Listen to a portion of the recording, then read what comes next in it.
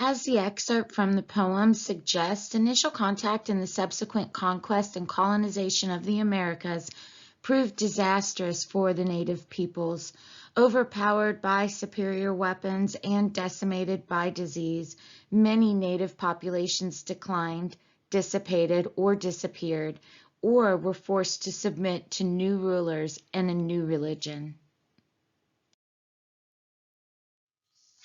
Although European conquest seriously damaged entire native societies and their ways of life, eventually new ways of life developed out of the interaction of the three broad traditions of culture: indigenous Americans, Europeans, and Africans. In the process, the Eastern and Western hemispheres became linked in a new way, sharing disease, foods, and animals. For the role Christopher Columbus played in establishing the link, these interactions became known as the Columbian Exchange. The Columbian Exchange had far-reaching effects beyond dramatic changes in population and biodiversity. It also contributed to a changing global economy, and sometimes with unintended consequences. For example, Spain successfully mined silver in the Americas. However, this silver sparked inflation in Spain, which contributed to the downfall of the Spanish Empire. Until the arrival of Columbus, the peoples of the Western and Eastern Hemisphere had almost completely been isolated from each other.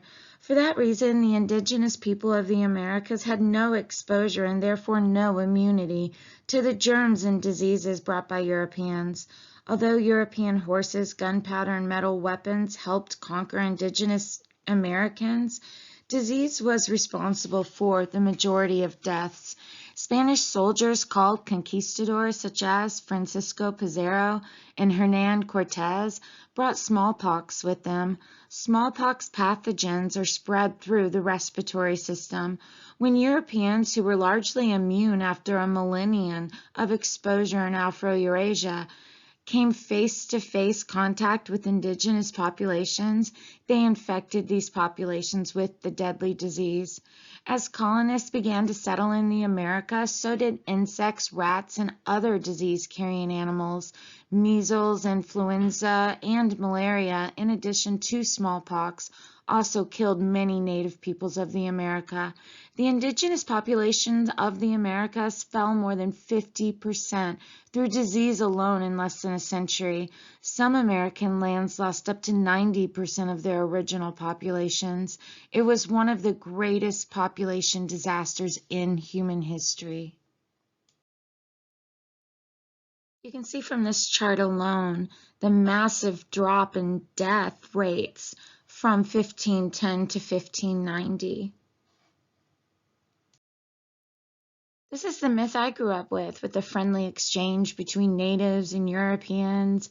In reality, today we know that this was not quite the exchange, and in fact it was a terrible one, a devastating one, and probably incredibly frightening as well. So in reality, we don't see this, but rather we see this: mass destruction, slaughter, death, chaos. That was the reality of the situation. Germ and disease transmissions were only one part of the Columbian Exchange.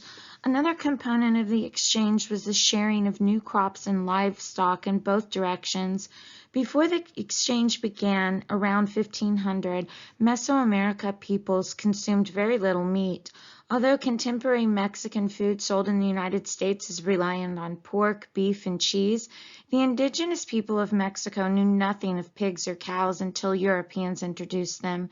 These animals, along with Mediterranean foods such as wheat and grapes, were introduced to the Western Hemisphere and eventually became staples of the American diet. Another domesticated animal the Europeans brought to the Americas, the horse, transformed the culture of the American Indians living in the Plains region. With the arrival of the horse, Indians could hunt buffalo on horseback so efficiently and over a large region that they now had a surplus of food. That efficiency gave them more time for other pursuits such as art and spirituality. However, competition and even armed conflict among tribes increased, with those having the most horses having the most power.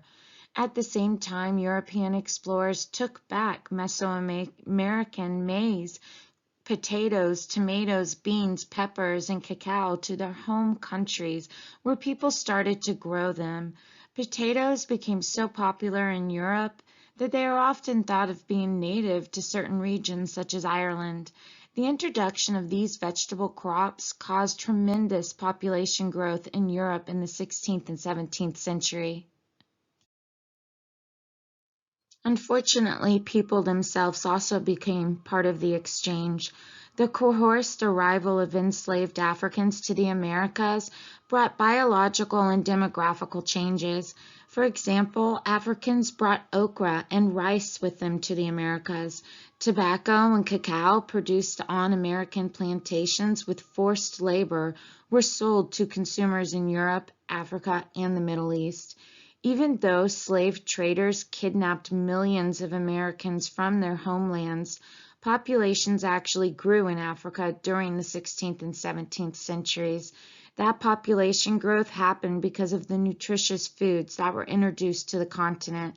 Yams and manioc, for example, were brought to Africa from Brazil. While Spain and Spanish America profited from silver, the Portuguese Empire focused its endeavors on agriculture. Brazil, the center of the Portuguese American Empire with its tropical climate and vast tracts of land, was perfect for sugarcane cultivation. As disease had decimated the indigenous population, however, there were not enough laborers available to do the cultivation. Moreover, many of the people who were forced to labor in the sugar fields escaped to the uncharted Brazilian jungle. In response, the Portuguese began to import enslaved people from Africa, especially from the Congo Kingdom and the cities on the Swahili coast. Sugar's profitability in European markets dramatically increased the number of Africans captured and sold through the transatlantic slave trade. Sugar cultivation in Brazil demanded the constant importation of African labor. African laborers were so numerous in Brazil that their descendants became the majority population of the region. Slave importers sent more than 90% of slaves to the Caribbean and South America. Only about 6% of the slaves went to British North America. Until the mid-1800s, more Africans than Europeans went to the Americas. Slaves often did back-breaking work. Conditions were poor nutrition, lack of adequate shelter, and tropical heat and the diseases that accompanied such heat. Sugar plantations processed so much sugar that they were referred to as engenhos, or engines in Portuguese. Because of the engines' horrible working conditions, plantation owners lost from 5 to 10% of their labor force per year. Slavery is discussed throughout Unit 4. The Spanish noticed Portugal's success with plantation agriculture and returned to the Caribbean to pursue cash crop cultivation such as sugar and tobacco. Cash crops are grown for sale rather than subsistence. Soon, sugar eclipsed silver as the main moneymaker for the European empires.